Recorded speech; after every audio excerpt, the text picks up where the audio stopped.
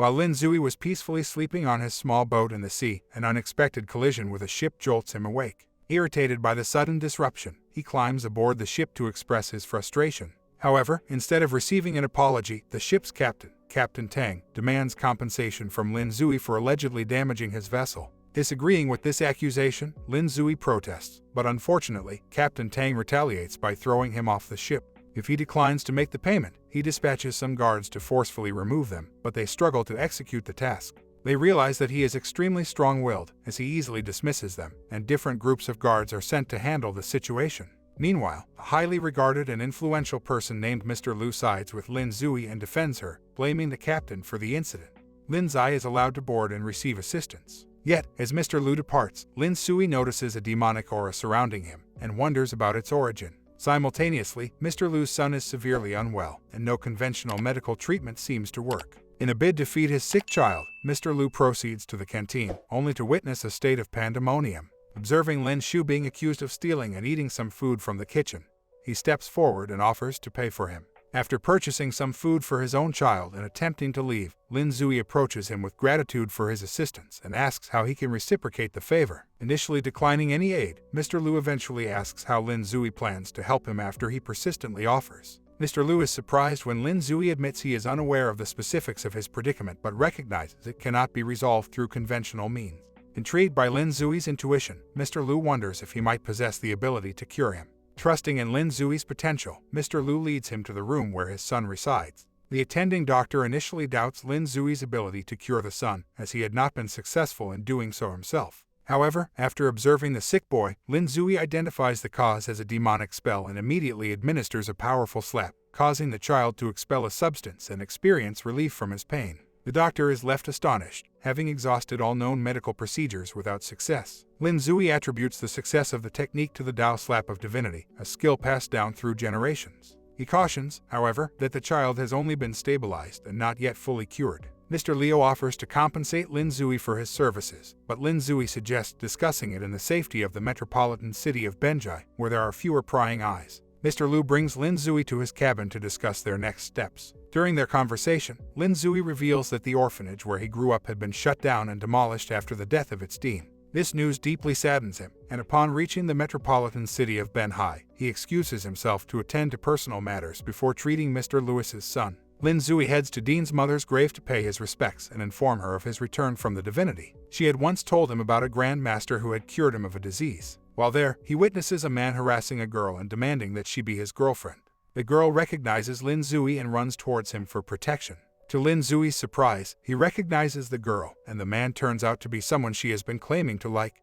So Tong becomes aggressive and threatens to harm Lin Zui, but Lin Zui retaliates with a powerful slap, warning him never to harm the girl again. Tom tries to warn Lin Zui that the man harassing the girl is wealthy and influential, but Lin Zui pays him no mind and confronts the man. The girl, soon, asks Lin Zui where he has been for the past 5 years, and he tells her about his time on the magical island his Dean mother used to tell stories about, but she doesn't believe him. Soon takes Lin Zui to meet her adoptive grandparents, who took her in after the orphanage was shut down. Uncle Sundin is present and ranting about what happened to the man who was pursuing Soon, as he happens to work for the man's family. Lin Zui and Xiao Tong enter the room, and Sundin becomes angrier upon seeing them. Grandpa's son attempts to calm Sundin down, but he insults him and leaves the room. Xiao Tong introduces Lin Zui to Soong's family, who warmly welcome him into their home. Meanwhile, Sun Ben calls Master Cheng, the man's father, to report that Lin Zui is in their home and asks if they should send thugs to harm him. However, Master Cheng tells him that he can't deal with Lin Zui yet since he has to attend a party hosted by the chairman and major shareholder to celebrate his son's recovery from a severe illness.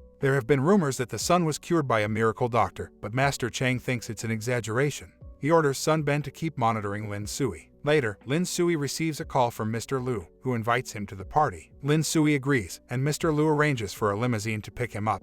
Lin Zui decides to take Xiao Tong along. Soon, a car arrives to pick them up. Xiao Tong is surprised and curious about Lin Zui's identity. They arrive at the party venue. Meanwhile, Sun Ben and Cheng Fei, the guy pursuing Xiao Tong, are present at the party. Cheng Fei asks Sun Ben to help him with Xiao Tong and deal with Lin Zui, who embarrassed him earlier. Sun Ben assures him that he will take care of it. Suddenly, they spot Lin Zui and Xiao Tong and wonder how they managed to enter the party. Cheng Fei seeks revenge on Lin Zui for the embarrassment he caused him. He wants to showcase the difference in their social status by having the security remove them from the party and beat up Lin Zui before doing so. Despite Mr. Lu's driver, Old Blood, trying to explain that they are guests, Chang Fei refuses to listen and insists on carrying out his plan. Old Blood had already received instructions from Mr. Lu not to allow Lin Zui to act for himself, so he decides to take matters into his own hands. He offers to pay the security a large sum of money to beat up Chang Fei instead. The security take him up on his offer and start attacking Chang Fei. Sundin warns Old Blood that he won't escape the consequences of his action, but Lin Zui tells him not to interfere. Suddenly, Master Chang arrives on the scene and orders the security to stop beating his son. Li that he didn't cure his son and that he is not a doctor. Mr. Li becomes confused and asks who he is then. Lin Zui tells him that he is just a normal person and that he was brought to the party by mistake. Chang Fei becomes angry and starts to insult Lin Zui, but Master Chang apologizes on his behalf and tells Lin Zui that he can leave the party. Lin Zui agrees and starts to leave, but Mr. Li stops him and offers him a job as his personal assistant, which he gladly accepts. As Lin Zui leaves the party, he realizes that he has just landed a great opportunity, and that he needs to work hard to make the most of it. He also realizes that he needs to be careful since there are powerful people who would stop at nothing to bring him down. In the end, Lin Zui's determination and hard work pay off, and he becomes successful in his new job.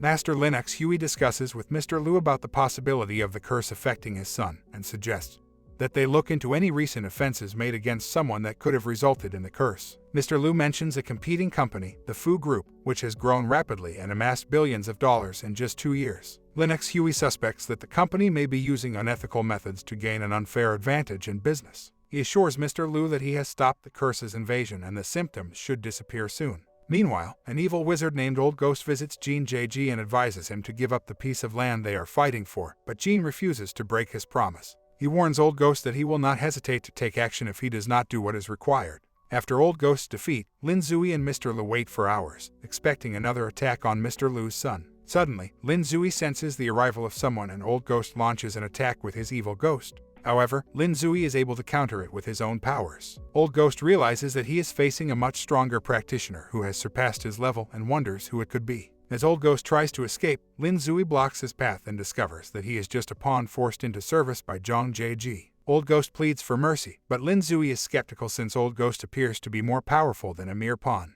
Old Ghost reveals that Zhang Jieji has a much stronger person working for him, but he refuses to disclose the identity out of fear for his own safety. Lin Zui returns to Mr. Le and assures him that the threat from the evil wizard has been neutralized. However, he also thinks about his own stagnant progress in the purest stage for the past 3 years and realizes the need to make a breakthrough soon. He needs to locate his master's brother who he was informed is residing in the city. In the meantime, Old Ghost returns to Zhang Jieji and meets with Wang Yang, the powerful individual backing Zhang Jieji. He informs him that Mr. Lu has a strong supporter behind him, who he may not be able to match, and asks him to seek revenge. The following day, Wang Yang kills Old Ghost. Chong wakes up Lin Zui very early in the morning as she plans to take him on a sightseeing tour around the city. She takes him to a theme park, and as they walk around, she spots one of her classmates, Jin Ying, with a guy. She calls out to her and goes to greet her. The lady quickly introduces the guy as her boyfriend and tells Chong that they have to leave as they have other things to attend to prevent the guy from causing any trouble. However, Blade Ji develops an interest in Cao Tong and attempts to touch her without her consent. Lin Zui pushes his hand away, which angers Blade Ji and he tries to physically attack him. Lin Zui defends himself by punching Blade Ji and causing him to fall to the ground. Blade Ji becomes even more furious and seeks to retaliate.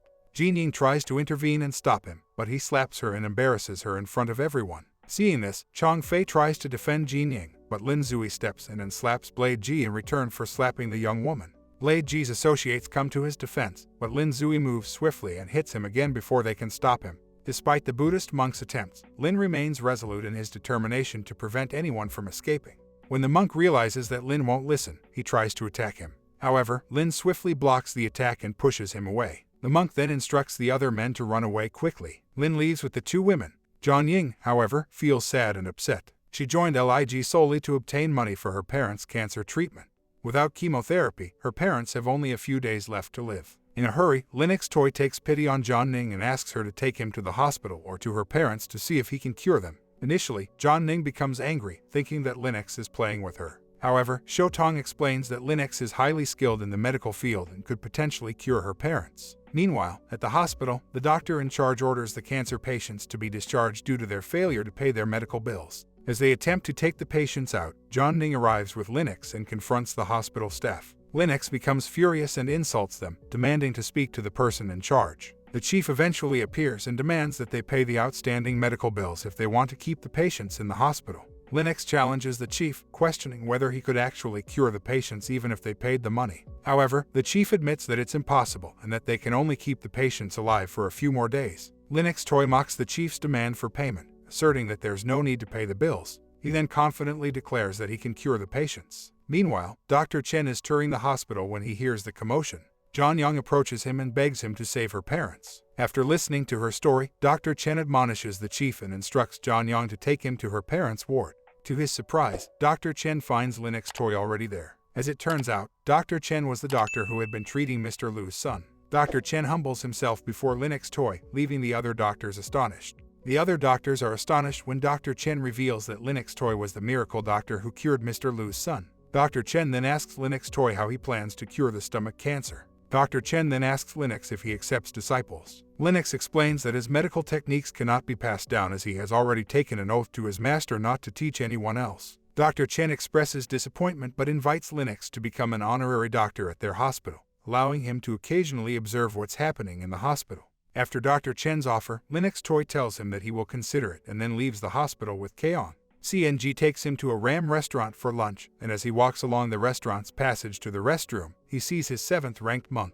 He tries to ignore him, but the man calls out to him, insisting that he waits. Reluctantly, Linux decides to listen to him. The man introduces himself as W. Young and extends his friendship to him on behalf of the Tao Alliance. Linux remembers his teacher telling him about the Tao Alliance and the different factions in the cultivation world.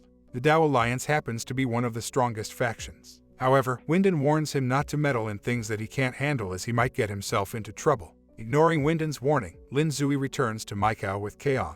After their meal, Lin Zui expresses his concern for their fellow brothers and sisters in the orphanage and wants to check up on them by investigating those who adopted them. They visit a rundown building using the address given to them by a police officer to find Zhang Jingi. While searching, they witness a chubby man being chased by some gangsters, but they let them pass by. Shotong notices a mole on the chubby man's forehead, similar to Zhang Jingi's, although they knew him to be skinny. The man reaches a dead end, and the gangsters demand payment for his debts. They learn that the man's adoptive father had left him with debts from drinking before he died, leaving him in a difficult situation.